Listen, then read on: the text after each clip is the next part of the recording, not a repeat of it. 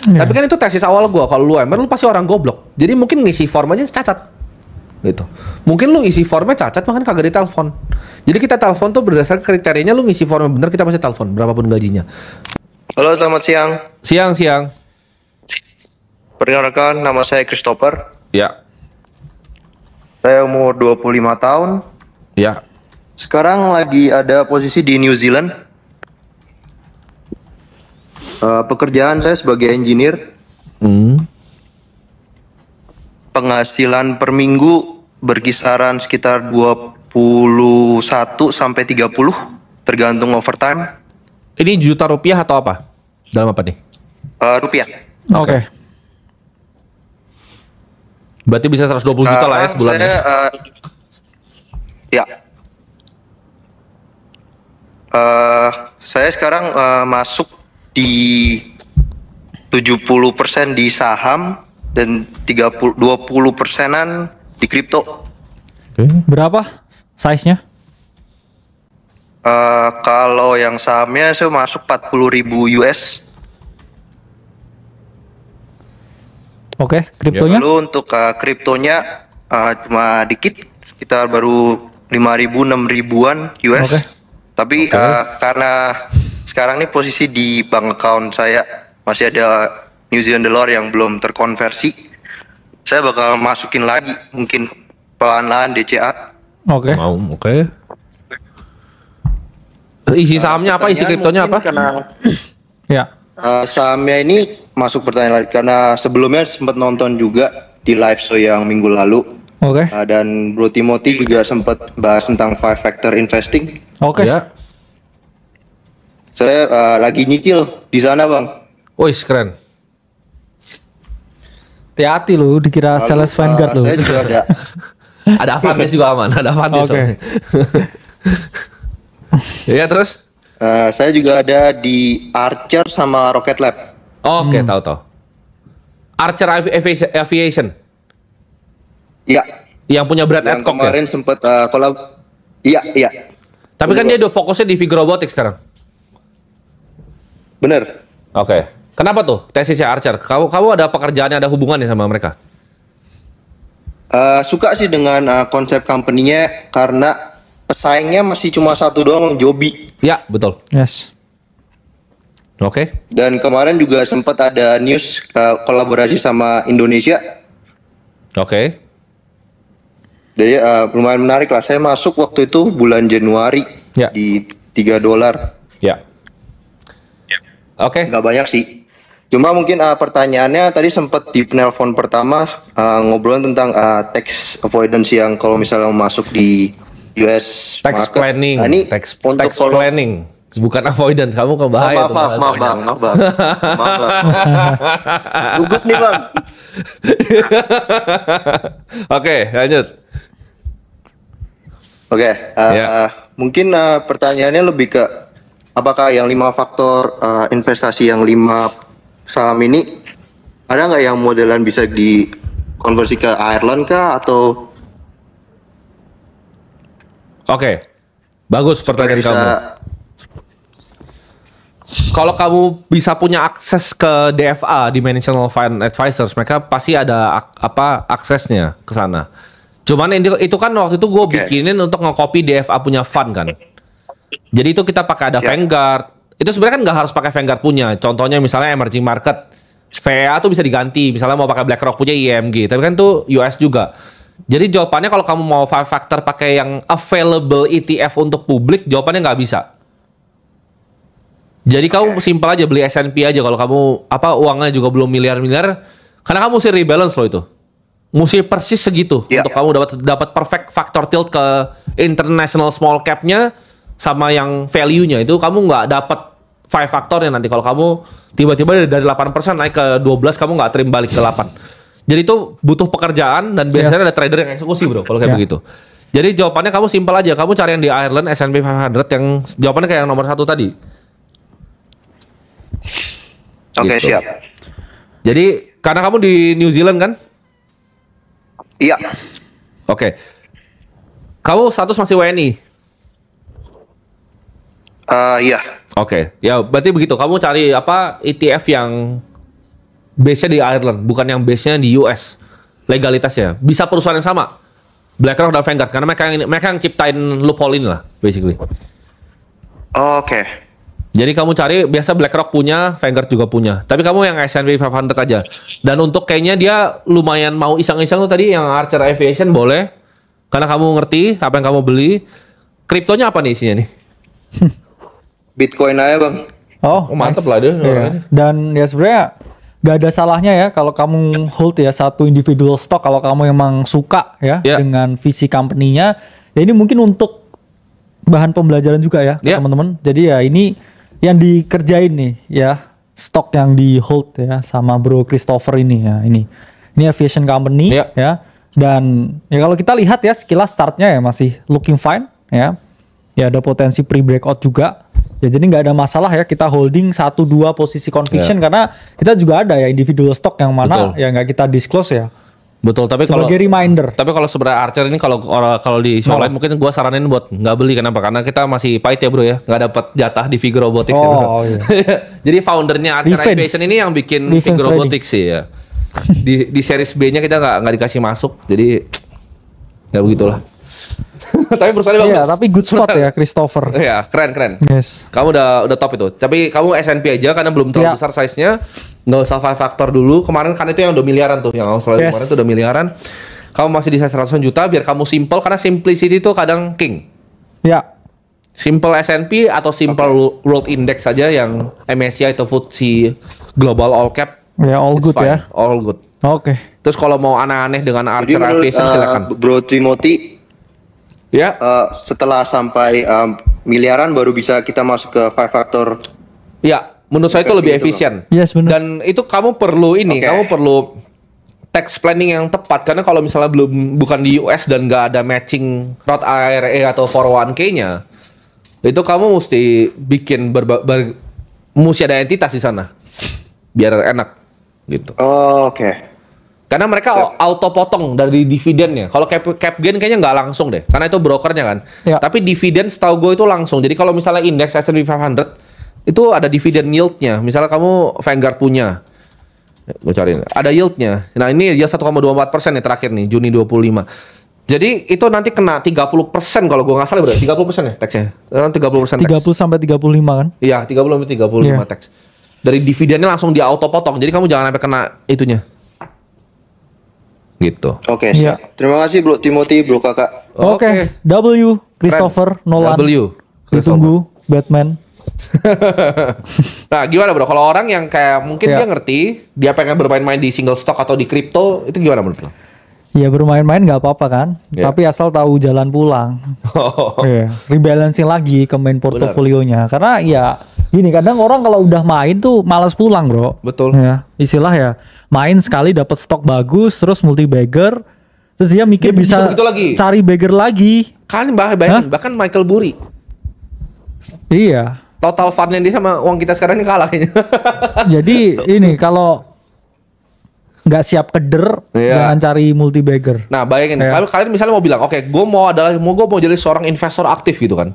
Lu bisa nggak tadi ada orang kok cuma ngomong kayak Archer, lu langsung tahu itu perusahaan apa? Yang bikin siapa, perusahaan apa? Berarti kan di otak gue ini ada database ribuan company gitu. Lu tanya gue bahkan misalnya Indonesia perusahaan apa? Gue bisa jawab perusahaannya ngapain, direkturnya itu mungkin siapa, manajemennya. Karena gue dari kecil ngeliatin begituan. Dan itu hobi gue. Kalau itu bukan hobi lu, dan menurut gue aja ya, menurut kita aja susah banget loh ngalahin indeks. Sulit. Buat gue ngalahin S&P 500 itu sulit. Jadi kalau lu mikir kayak, oh lu bisa stopping multi bagger, tai anjing lu. Gue bilang sini. Tikernya itu terus yang dipamerin. Iya. Ya. Jangan. Tikernya sama gitu. Terus. Jangan bilang multi bagger bisa double itu ajaran sesat. Investasi itu yang penting jangka panjang ya 10-15% aja. Jangan ngincar 2x, jangan ngincar 3x. Gedein income, ya bro. Jangan kebanyakan gaya hidupnya. Lu investasiin, ada yang kemarin ada yang ingin gue lagi, ada yang bilang dulu gue ngajarin 80%. Ya kalau lu bisa 80% tabung ya 80% dong, gimana sih? Makanya. Ya. Itu kan gue tangganya tuh minimal 20%. Tapi kalau lu bisa 80%, ya lu gaji 100 juta nih. Bisa hidup 20 juta, 80 juta bisa investasi. Ya malah keren. Semuanya lu taruh keren gitu. Ya. Jangan lu jangan tergiur lah teman-teman.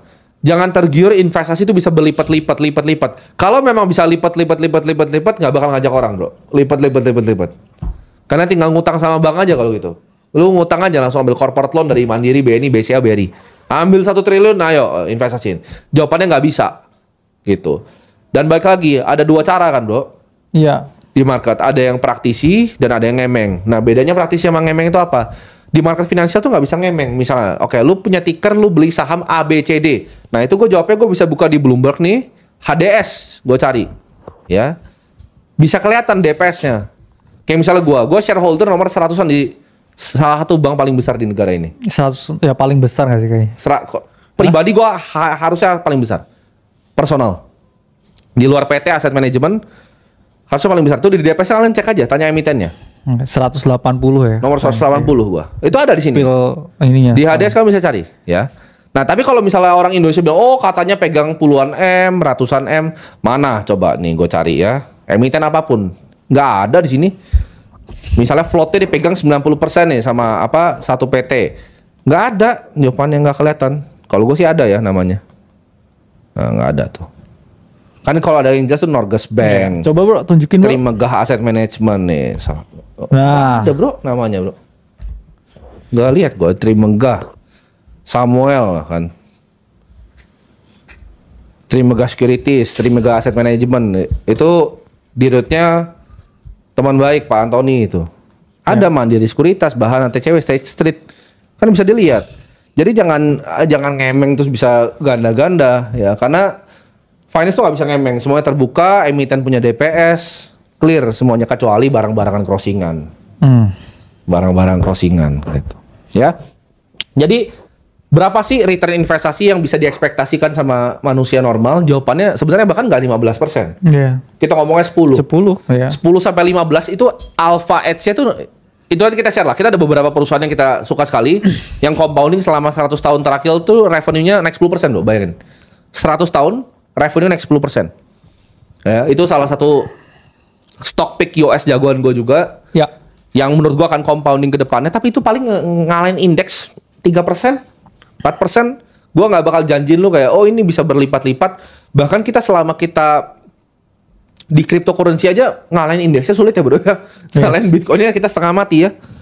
Jadi susah teman-teman, nggak segampang itu. Ya karena itu kalau teman-teman mau individual stock picking, ya dia drop 50%, itu asetnya harus double. Ya. Betul. Terus kalau kamu misalkan entry-nya tunggal, lump sum, ya kena pucuk juga harus naik bisa kayak 4-5x baru BEP. Setuju. Terus kamu udah kayak nggak punya cash on the side, terus kamu nggak bisa nembak apa-apa bro, akhirnya cuma nembak di komentar kayak. Betul. Nyangkut gitu. Nyangkut. Nah, jadi hati-hati ya kalau kamu indexing ya. Kayak gold tadi lah, berapa sih paling pol? Ya gold tuh paling pol turun 8% setahun. Historical nggak ada ya sampai 15 gitu dia, jarang ya? Iya, jarang. Ya kita lihat chartnya juga. Coba kan. boleh. Ya, misalkan kita lihat chartnya gold ya. Di sini pun ya apakah ada koreksi juga ada. Cuman kan kita lihat ya setiap kali drawdown-nya juga cuma 8%. Ya. Ini juga drawdown 10%.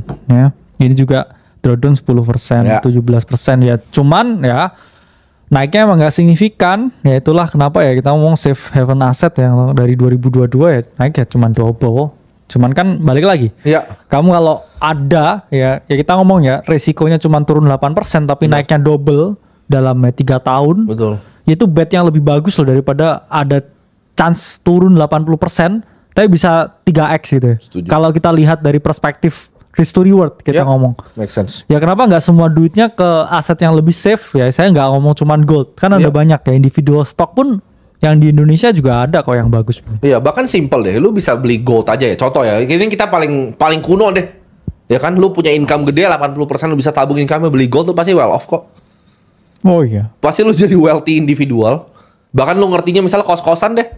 Lu beli kos-kosan 15 kamar banyak gitu, 30 kamar. Lu bisa jadi wealthy individual selama ya lu nggak mismanage. Tapi kan ada keribetan di dalam manage itu dan IRR-nya nggak sebesar yang gue bilang tadi. World Index, S&P 500. Karena dengan lu beli S&P, lu beli Nvidia, lu beli Apple, lu beli Meta, lu beli Microsoft. Lu beli monopoli dunia. gitu. Ya atau mungkin kalau mau semua ya beli VT sekalian kan. Atau beli VT sekalian, lu beli dunianya aja. Cina lu dapat, Nah, ini kita lihat lah ya, Vanguard Total World Stock Index ya. Wah anjir, ini malah VSEP lebih tinggi dari S&P bro. Ya, kalau kita ngomong ya, kita lihat lah ya. Dia dari bottomnya ya, kemarin setelah yang berita tarif itu ya, dia sempat ke 100 ya bro, tapi langsung ke 127 loh, naiknya 27% VT. VT yang VSEP ya. Bener. Dan ini pun juga gainnya lebih banyak dari S&P. Ya kita ngomong S&P masih belum break resistance. Ini juga sama. Kalau ada tanya kenapa ada spread ya antara VT dan juga S&P tapi chartnya mirip. Ya basically weighting yang paling berat di sini itu juga S&P. Iya, 60-70%. Nah, ini mungkin yang dia spread lebih tinggi beberapa persen tuh mungkin saham-saham ngasal di India gitu ya. Jadi kayak I think it's ya kita lihat ya. Misalkan kamu VT ya, Vanguard Total Index ya, basically ini kayak indexing ya semua ini ya, aset equity di dunia ya, dia pernah ya drop 30%, tapi ya kita lihat ya upside-nya ya dari bottomnya juga dia naiknya lebih tinggi. Ini gue mungkin mau address dikit ya sebelum penelpon yang terakhir ya bro. Ada yang nanya kenapa misalnya yang gaji UMR nggak ada di sini, karena gini, kita beneran telepon itu by urutan yang ada di isi form. Jadi isi formnya kalau misalnya tembus formnya benar, kita pasti telepon kamu mau berapapun gajinya. Tapi kan itu tesis awal gue, kalau lu UMR lu pasti orang goblok. Jadi mungkin ngisi form aja cacat gitu. Mungkin lu isi formnya cacat makanya kagak ditelepon. Jadi kita telepon tuh berdasarkan kriterianya, lu ngisi formnya benar kita pasti telepon berapapun gajinya. Ya kebetulan yang emang SDM tinggi bro yang isi formnya bagus. Makanya gitu kan? diseleksi sama tim kita ya. Ya itu bukan diseleksi, form yang nyeleksi mereka kan sebenarnya. Oh iya. Jadi yang nonton kita juga banyak SDM yang tinggi sebenarnya, karena kan yang berisi kan biasa emang yang UMR aja itu yang kayak gitu. Ya kalau kalian nggak mau nonton kita ya nggak usah nonton, kita nggak pernah peduli juga gitu. Karena orang yang levelnya lebih tinggi mereka sangat menghargai ilmu bro di luar negeri, mereka sangat menghargai ilmu. Ini gue yakin ya kita ngomong Inggris yang di luar negeri, sebenarnya dia aja yang di luar negeri pun juga kayak ya menghargai lebih tinggi bro, karena kan dia juga nggak mau ketemu keluarganya dan kerja di sana. Benar. Jadi semua ya orang ya yang kita ngomong ya tadi kebetulan karena dipilih ya sesuai dengan formnya kan. Dipilih sesuai dengan formnya, kalau lu nggak bisa isi formnya benar, lu nggak ditelepon gitu, simple banget ya. Indonesia juga ada yang bilang misalnya, oh ini formatnya seperti apa, gue kasih tau format seperti ini, itu tidak ada di luar negeri. Ada yang bilang, oh tapi ini formatnya, ada yang bilang mirip sama misalnya DFRMC bro. DFRMC itu sarannya suruh lu beli growth mutual fund, itu saran orang goblok gue kasih tau lu. Oh iya. Semua growth mutual fund itu underperform indeks S&P 500. Dan kita kan juga sesuai dengan itu keadaan penelpon kan. Bego, gitu. Kita sesuai dengan keadaan penelpon. Kalau tadi ada yang masih bisa trading ya nggak apa-apa trading. Kalau ada yang bisa hold ya. Lu bayar deh financial stock juga bisa. Financial advisor yang 80 juta per jam itu belum tentu tahu apa yang gua tahu. Bedain US sama Ireland ETF gimana, nggak tahu mereka caranya gimana.